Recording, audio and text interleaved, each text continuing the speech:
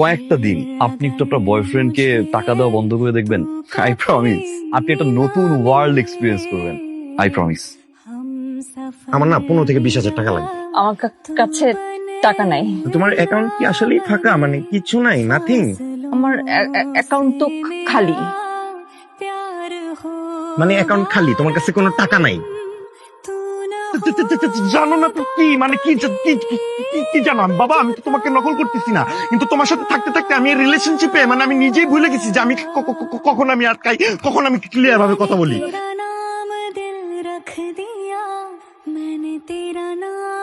Good observation.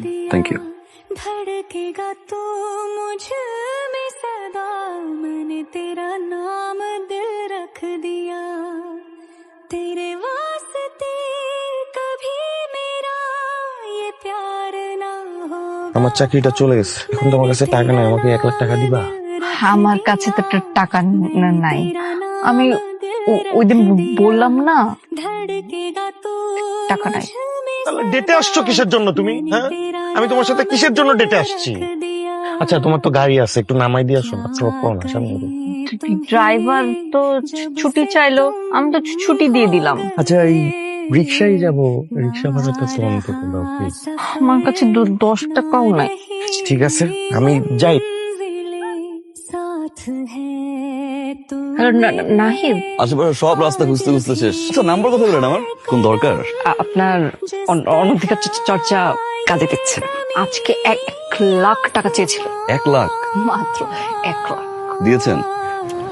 তারপর রেগে মেগে একদম চলে গেছে। নিউ ওয়ার্ল্ড এক্সপিরিয়েন্স করবেন বলেছিলাম, রাইট?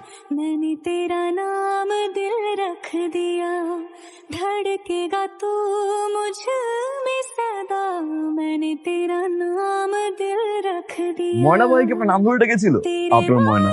আরে বেবস তুমি এখানে? হ্যাঁ বেবস। ওনাকে বেবি বলে ডাকছো?